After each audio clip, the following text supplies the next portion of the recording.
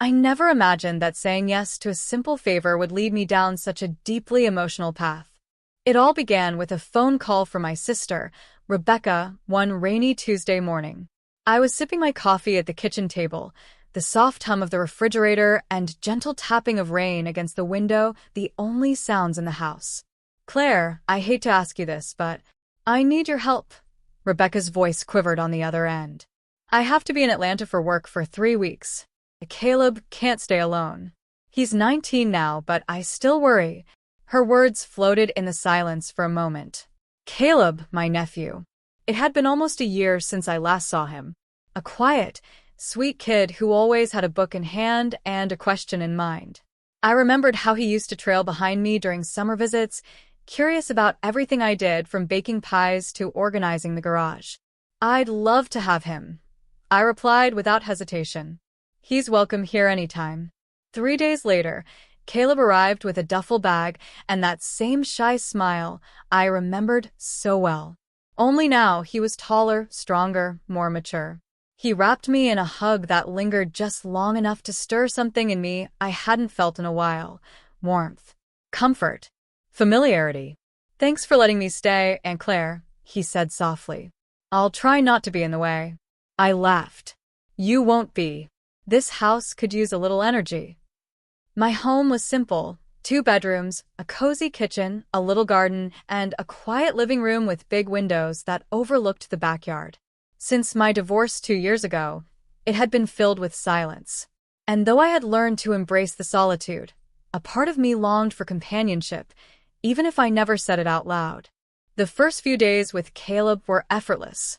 He helped with groceries, mowed the lawn, and even repainted the guest room he was staying in.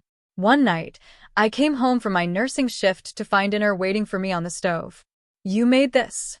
I asked, surprised. "Chicken Alfredo," he beamed. I followed a YouTube tutorial. It was delicious. And the gesture, so simple, moved me in a way I didn't expect. Most teens wouldn't bother, but Caleb did. He noticed the small things: how I rubbed my shoulder after work, how I hadn't touched the garden in months, how I avoided the garage where too many memories of my ex still lived. One morning, I found him in there, organizing, cleaning, tossing out junk. "I hope it's okay," he said, wiping dust off his hands. "I figured you might want a fresh start." I stood there, speechless. I've been meaning to do this for months. I just couldn't. "Sometimes you just need someone to give you a little push," he shrugged. And he did. In every way. We started walking together in the evenings, watching old movies at night, cooking on weekends. Slowly, I felt myself healing. He didn't just bring life to the house, he brought light back into my soul. One evening, I returned home exhausted. Caleb handed me a glass of water and said, "You've been pushing yourself too hard." "That's life, kiddo." I smiled, trying to brush it off. "I could give you a massage." I watched a video on how to relieve muscle tension. I chuckled. "You've been watching a lot of videos lately." He grinned. "I like learning new things."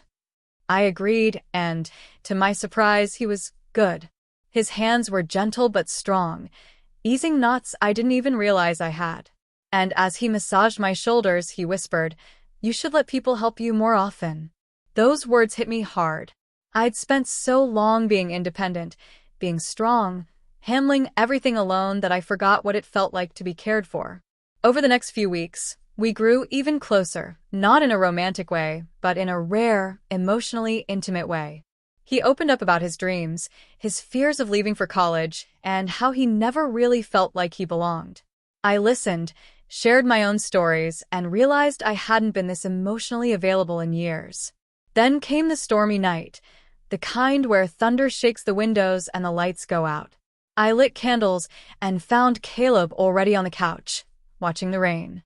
"I used to be scared of storms," he said. "Now they calm me." "Funny," I replied.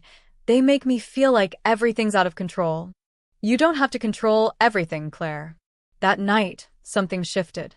In the silence, the flickering light, the quiet understanding, we saw each other in a new light. Two people, different yet the same, lonely hearts seeking peace. Days passed too fast after that. He continued helping around the house, fixing small things, bringing joy in little ways. On his last evening, we had dinner outside.